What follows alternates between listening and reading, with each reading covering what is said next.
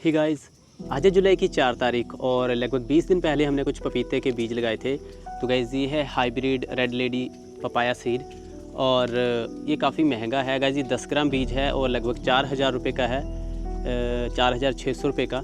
तो यहाँ पे गाइस सबसे पहले तो मैं एक चीज़ क्लियर कर देता हूँ, जो हम मार्केट से पपीते के जो फ्रूट लाते हैं उनका बीज लगाते हैं उनमें भी फ्रूटिंग हो जाएगी, लेकिन यहाँ पे जो ये हाइब्रिड बीज है इनको एक अलग तरीके से इन बीजों को तैयार किया जाता है। तो ऐसे में जब हम इनको पॉली बैग में लगाएंगे बीजों को, तो इनमें बीमारियों का खतरा कम रहता है और जो जड़ें वगैरह है वो कम गलती हैं। जो बाद में फ्रूटिंग होती है उनमें भी बीमारियों का खतरा जो है कम रहता है और इनमें जो है रिज़ल्ट काफ़ी ज़्यादा अच्छे आते हैं।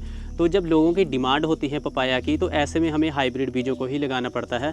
तो यहाँ पे हमने इनको लगाया है। देसी में भी आपको अच्छे रिज़ल्ट मिल जाएंगे, लेकिन अगर आप घर में 2-4 पौधे लगाना चाहते हो, सही से उनकी केयर करना चाहते हो, तो आप कोशिश यही करें कि कुछ हाइब्रिड पपीते के पौधे को ही परचेज़ करें। सो गाइज़ यहाँ पे सबसे पहले तो आप रिज़ल्ट देखिए। तो देखिए अभी काफ़ी ज़्यादा तेज़ बारिश हुई है और तेज़ बारिश से छोटे पौधों को, इवन बड़े पौधों को भी थोड़ा बचा के रखना पड़ता है जब हम सीडलिंग तैयार करते हैं। तो हमने यहाँ पे देखिए एक शेड नेट लगाया हुआ है, शेड नेट, और इसके अलावा पॉली शीट से भी थोड़ा सा कवर किया हुआ है ताकि डायरेक्ट इन पे बहुत ज़्यादा पानी ना पड़े। तो हम मैनुअली इनमें पानी डालते हैं। तो यहाँ पर सबसे पहले तो आप बेड देखिए पूरा भरा हुआ है। ये देखिए सभी पपीते के जो ये पौधे हैं इनकी सभी की बहुत अच्छी ग्रोथ हुई है, सभी सीड्स की काफ़ी अच्छी ग्रोथ हुई है। तो जैसे मैंने आपको बताया कि जैसे बहुत ज़्यादा गर्मी होती है तो ऐसे में थोड़ा आपको इनको बचा के रखना पड़ेगा। तेज़ धूप के कारण ही आपके पौधे जो है वो जल जाएंगे। अगर थोड़ी सी भी पानी की कमी हुई तब भी ये प्रॉब्लम होती है। और दूसरा, जब भी आप इन बीजों को लगाओगे तो कोशिश करें कि पॉली बैग भर के ही आप लगाओ। ज़्यादा बड़ा पॉली बैग लेने की ज़रूरत नहीं है। ये देखिए छोटे छोटे पॉली बैग है। जब 1-1, 2-2 फुट के पौधे इनमें हो जाएंगे, लगभग 1 से 1.5 फुट के पौधे को ईजिली आप यहाँ से ट्रांसप्लांट कर सकते हो, ज़मीन पे लगा सकते हो। तो हमने एक एक करके सभी में एक एक ही बीज लगाया है, सभी की काफ़ी अच्छी ग्रोथ हुई है। तो देखिए यहाँ पे हमने पॉली बैग जो है कैसे भरे, यानी कि सॉइल मिक्सचर क्या है। तो ये जो सभी पॉली बैग है इसमें हमने 2 हिस्से डाले गोबर खाद के, 3 हिस्से डाले हमने इसमें मिट्टी के, यानी कि 2 क्रेट डाले गोबर खाद के और 3 क्रेट इसमें मिट्टी की ऐड की, अच्छे से मिक्स किया और पॉली बैग को भर दिया।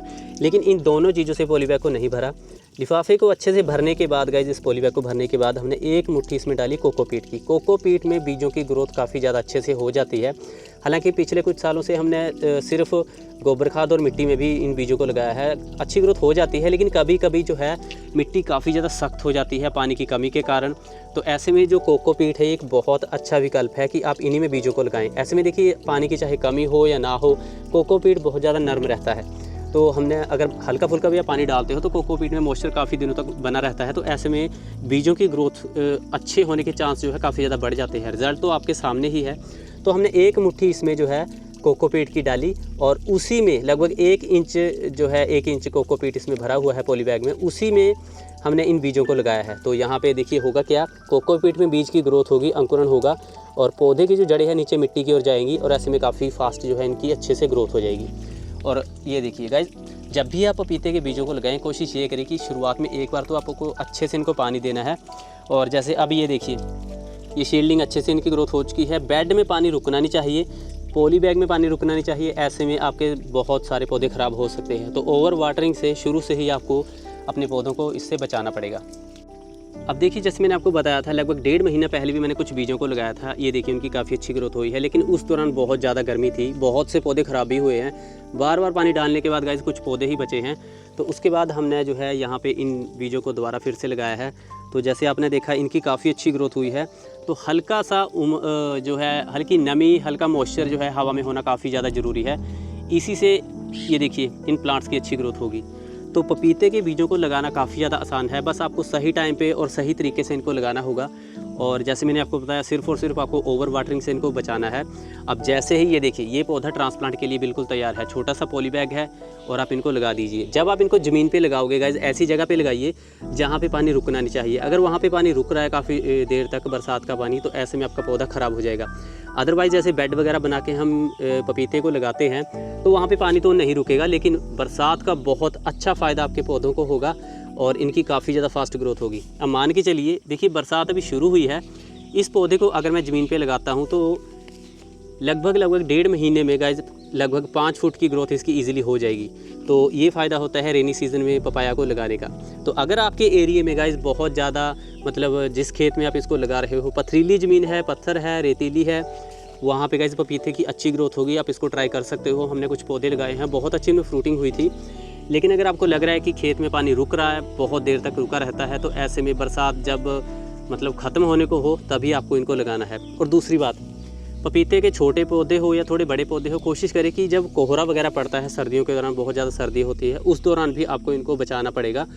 अदरवाइज़ गाइज आपके पौधे जो ये जल जाएंगे, सूख जाएंगे। अब देखिए होगा क्या, रेनी सीज़न में पपीते की बहुत फास्ट ग्रोथ होती है, उसके बाद सर्दी आएगी, पपीते के पौधे की जो ग्रोथ है बिल्कुल रुक जाएगी। उसके बाद जनवरी, फरवरी, मार्च, अप्रैल, मतलब कि ये जो टाइम चलता जाएगा, आगे गर्मी आएगी, पौधे की ग्रोथ हल्की फुल्की चलेगी जब आप पानी डालोगे।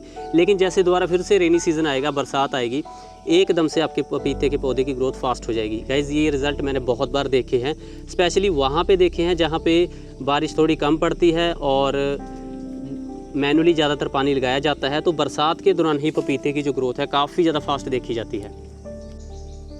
अब देखिए पपीते के इन पौधों को हमने पिछले साल लगाया था। पिछले साल तकरीबन बरसात के ख़त्म होते होते हमने इनको लगाया था, तो इनकी ग्रोथ हुई बरसात के दौरान, उसके बाद आगे इनकी ग्रोथ बिल्कुल रुक गई थी। लेकिन गाइस जैसे ही अब बरसात शुरू हुई, क्योंकि अभी जून के दौरान ही बरसात शुरू हो चुकी है काफ़ी पहले, तो इस पौधे में एक नई ग्रोथ देखने को मिली। ये देखिए अभी हमने गोबर खाद वगैरह डाल दिया है इसमें और काफ़ी अच्छी इसकी ग्रोथ हो रही है। अगर आप देखोगे तो यहाँ से देखिए, ये पुरानी इसकी ब्रांच है मेन, और यहाँ से नई है, ये देखिए। तो ये टोटल जो है अभी इसकी नई ग्रोथ हुई है। तो रेनी सीज़न का इतना ज़्यादा अच्छा असर इन पे देखने को मिलता है। लेकिन अगर जड़ों में पानी बहुत ज़्यादा देर तक रुक रहा है तो इसका उल्टा असर भी देखने को मिलेगा।